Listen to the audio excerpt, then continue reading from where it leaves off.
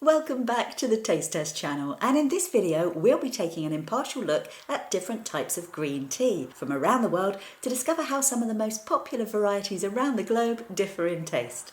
In our lineup today we have the Stuff of Legends Longjing Dragon Well tea of Zhejiang, China, Japan's most popular and best loved tea, Sencha, an explosively famous choice, Formosa Gunpowder tea from Taiwan, one of Japan's most revered, Gyokuro, from the famous tea gardens of Uji, from the oldest tea region on earth, Mao Feng from Mengding Mountain, China, and finally the cultural hallmark of Japan that comes as a powder, matcha. As always, just for fun, we'll be awarding our Taste Test channel Best in Class award to the winner, and if you're new to the channel, do hit subscribe and ring the bell to avoid missing any of our taste tests. And a quick shout out to all our regulars. Please do forgive the time taken to get this video out. I've got lots of house renovation going on presently, but I am here to stay, and thank you so much for all your support and kind comments. So, green tea. We were drinking it for millennia before black tea came along, but if you've ever tried a cup and not thought much of it, think again, because where in the world it comes from actually has a massive bearing on the taste. Your average cup of, let's say, generic green tea most likely hails from China, where the leaves are hot wok fired, while Japanese teas are normally steamed, and this radically affects the flavour. Then we add different regions, climates, cultivars, processing and leaf grades, and the world of green tea becomes a lot more complex, and indeed fascinating. So our task today is to shed some light on some of the basic differences. And just a reminder of the difference between black tea and green, well, they're both from the same original plant, but while black tea is left to oxidise and turn brown before being processed, green is quickly heated and dried, preserving the natural colour of the leaf and a lighter taste. Now, if you look down the average grocery shelves, you'll probably find all sorts of green teas, flavoured ones, or scented herbal options, even a popular one with toasted rice. But in this video, we're looking at what we call pure green teas, where nothing else has been added. As always, we narrow the field to just 6 for our taste tests, so there are loads more fine options out there, and even the same name of tea will of course vary in flavour. But our test today hopes to give you a simple insight of the general characteristics of just some of the most popular and interesting names you're likely to encounter. Price-wise, there's quite a bit of variation here, and you can see the price I paid per 100 grams of tea is shown below, but this will of course vary depending on lots of factors, including who and where you buy it from. As you can see, the Ceremonial Matcha of Japan was the most expensive, with Gyokuro not far behind, and Gunpowder tea from Taiwan was the cheapest. Nutritional-wise, no fat, sugar, salt or energy to worry about here, but caffeine-wise, very generally speaking, the average cup of green tea contains roughly this much caffeine, which is about a third less than black tea. But brewing times and water temperature do play a part in this. Matcha, by the way, is much higher, but we'll come on to that later. Finally, health-wise, the internet is loaded with articles expounding the health benefits of green tea, and it may well be the case. The jury's out on most of the claims from a clinical perspective, but I suggest do your own research and make up your own mind. But as to how all of these will vary in taste, that, as I like to say, is why we're here. So we'll start our test with the legendary green tea from the home of dragons, no less, Longjing or Dragon Well tea from Zhejiang province in East China. In the year 250, Chinese villagers suffered a severe drought and prayed to a dragon living deep within the earth. The drought promptly ended, water was replenished, and the village was christened Dragon Well. Later, in the 1600s, Emperor Qianlong was so impressed by the tea when he visited that he gave it royal status. Today, Longjing or Dragon Well is one of China's best loved teas and the most popular Chinese green tea drunk in the US. After picking, the leaves are flattened against a hot wok, giving the appearance of slender blades, as you can see here.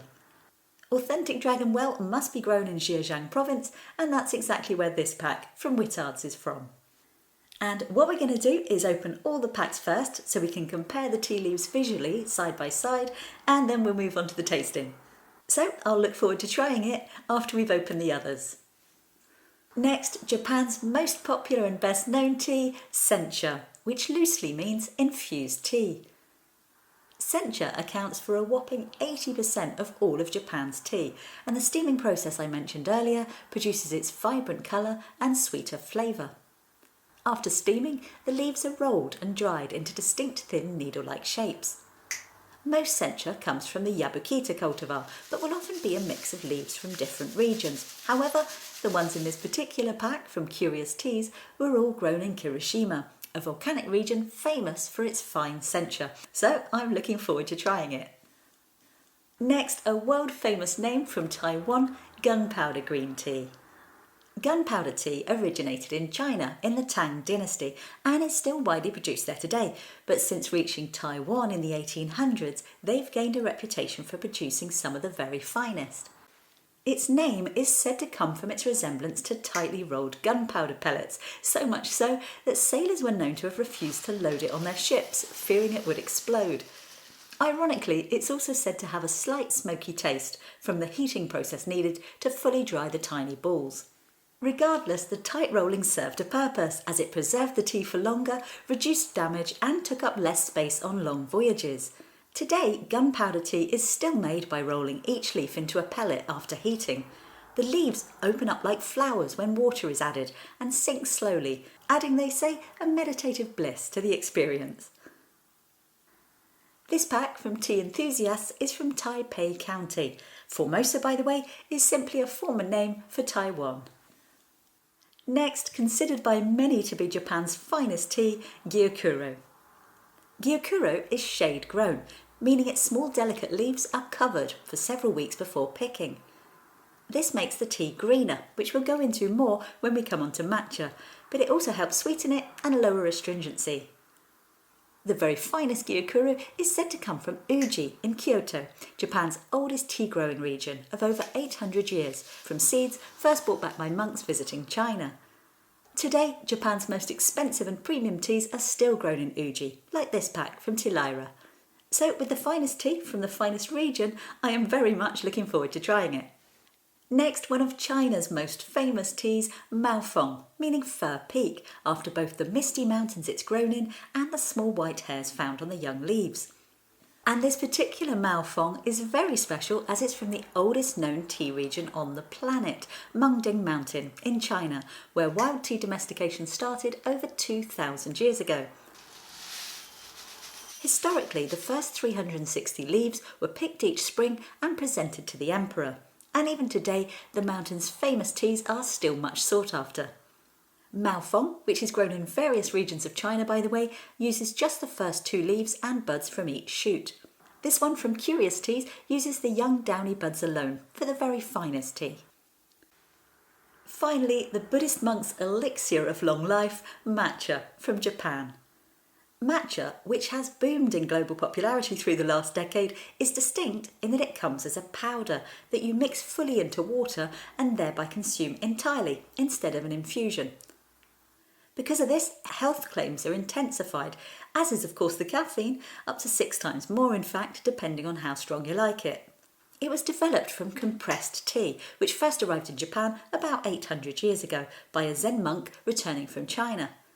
As a medicinal aid to long life and meditation, it's been a key part of Japanese ritual ever since. Its bright green colour is again due to the leaves being shaded before harvest, which creates a build-up of natural green chlorophyll. Then stems and veins are removed and the leaves are stone ground into powder. Today you'll find matcha in 4 main grades: ingredient, culinary, premium and, top of the shop, ceremonial, which is what we have here, grown in the revered hills of Kagoshima in Kyoto and sold by Heatwell Superfoods. By the way, the more vibrant the matcha, they say, the better the quality. This looks suitably bright, so I'm curious to see how it will taste. So looking at all 6 now side by side shows just how much green teas vary, even as leaves. The shapes range from shards to pellets to twisted sticks, and the colours vary from the light green-brown balls of the gunpowder to the emerald green snips of Gyokuro and the almost luminous matcha. But with all that said, I think I'm about ready for a cup of tea. Now there's some simple but vital rules when making green tea. Number 1, don't use boiling hot water. It dissolves the tannins and makes the tea bitter. Let the water sit for a good 5 minutes or more after boiling until it's 80 degrees or less. Number 2, in general, shorter brewing times than black tea, as little as 1 to 2 minutes for some teas to optimise the delicate flavours. And number 3, which is optional, refill the pot and re-steep the leaves for a real flavour journey. So we'll need a cup of Longjing Dragon Well,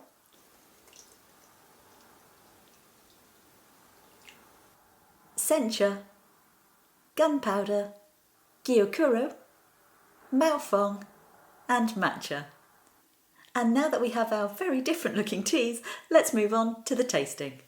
By the way, for this test, to be completely thorough, in the background I'll be trying all the teas brewed to both the tea house instructions on the pack and like for like times. And we'll start with Dragon Well or Longjing Green Tea from Zhejiang Province, China. So the clearest of the group in colour with a bright hue and a sweet, almost floral aroma. The taste is quite mellow and subtle. It's got the classic grassiness of green tea but dialed down, with fruity hints of lime, melon and even elderflower coming through. There's natural sweetness and a smooth aftertaste, not too strong or lingering. In all, very refreshing and drinkable. Next we'll try the famous Sencha from Kirishima, Japan. So a brighter green hue on this one and less aroma, just a subtle grassiness. The taste is also more grassy, but in light, high-pitched notes rather than low earthy ones, and there's a slight creaminess that adds softness. The tea flavour itself is more apparent here. It's much more obviously tea than the last one, and with a touch more bitterness to the finish. To sum up, distinct and very pleasant. Next, Formosa Gunpowder Green Tea from Taiwan. So a far darker, browner brew with a warm, fruity richness to the aroma. The flavour is also very different, more vegetal, some grassiness and a definite hint of smokiness. It's a bit like a weak black tea, or specifically a very subtle lapsang. Higher tannins in the finish, so it leaves your teeth a bit stripped, like when you eat rhubarb, and a long dry aftertaste. I have to say though, I like it. Plenty of dimension and character, and as you can see from the video here, fascinating to watch it unfurl as it brews.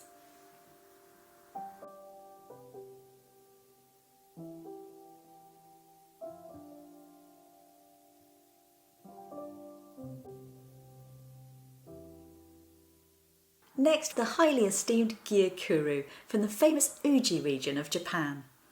So a cloudy lime juice appearance and, wow, that is the smell of chlorophyll. We're talking dark green, salty seaweed, high iodine aroma. And the taste is also very vegetal, not far off drinking water you've just boiled spinach in. Surprisingly though, after the initial hit, it quickly gives over to a buttery creaminess, as if you'd added butter to your greens at the end of cooking, and that creates a much softer and cleaner finish than you'd expect. In short, it's like a slap in the face followed by a reassuring cuddle, with a hint of sprouty fartiness along with it. So if you're into that sort of thing, you might just love it. Next, Mao Feng from the famous Mengding mountain of China. So a light bronzy green hue and an immediate very distinct aroma, sweet and floral, like blossom. The taste is more vegetal though than the aroma, with subtle grassy notes and a hint of lime citrus. It's thin and refreshing, with a dry finish more like citrus rind than bitter tea. In many ways it's like a stronger version of the first one, Dragon Well, but with earthier tones and a drier aftertaste. Finally, we'll try the Ceremonial Matcha from Kagoshima, Japan. So deep bright green and frothy, and the aroma is unmistakable, strong wafts of fresh cut grass. As for the taste, essentially a creamy grass drink, radically different from the others in that you would not know you're drinking tea. It's more like a frothy plant drink or pine needle concoction. It's creamy, with natural sweetness and no bitter aftertaste. In all, I know it's the latest in thing and millions love it, but just for me personally, I can't escape the fact that instinctively it tastes like something you're not meant to drink. Basically a warm grass smoothie. But again, I completely get that for many that may well be the appeal. So that covers how they all differ in taste, and now, just for fun, we award our Taste Test Channel winners and Best in Class award. I have to say, I found this test fascinating, and the vast differences from one tea to the next just shows what a wide world of green tea there is out there. Ranking this lineup has to come largely down to personal taste as we know, how one person likes their tea is very different to the next. But generally, if you like more vegetal tones, then consider trying the mild vegetal citrus of the Mao Feng or the potent dark greens of Gyokuro. For a more grassy hit, then Sencha offers light aromatic notes, or Matcha provides a full-on foamy grass experience. Or for a less grassy focus, perhaps try the subtle fruity tones of Dragon Well or the gentle smokiness of Gunpowder. But our Taste Test channel top 3 winners for this test are as follows. Winning 3rd place, Formosa Gunpowder Green Tea from Taiwan. Fuller bodied with gentle smokiness, this could well be a perfect option if you're looking to bridge the gap between black tea and green. Winning 2nd place, Kirishima Sencha from Japan. Distinct and full of flavour with lightly astringent grassiness and creamy softness. But in 1st place this week in the popular green teas from around the world, the Taste Test Channel Best in Class award goes to Dragon Well Longjing Tea of Zhejiang Province, China. I really like this tea. It's subtle, mild and refreshing, but complex enough to have a whole range of flavours come through as you drink it, from the sweet floral aroma to the hints of lime and elderflower and the smooth, clean finish. My personal favourite, so well done to Dragon Well Longjing from China. By the way, complete coincidence, and I believe the first time this has happened, but my 1, 2, 3 rankings turned out to be the exact same order as our lineup. But as always, taste is subjective, and this is purely my point of view, but I hope it's provided some useful insights. So I really enjoyed making this episode. I really hope you've enjoyed watching it. Thanks again for bearing with me in the gaps between videos, but rest assured I am here to stay. If you're a tea fan, do check out our black tea and Earl Grey taste tests, or the many other food comparison videos on our channel. And of course, don't forget to subscribe and ring the bell so you don't miss any of our taste test videos. Meanwhile, thanks for watching. I won't drag on any longer, or they might just censure our video. See you next time.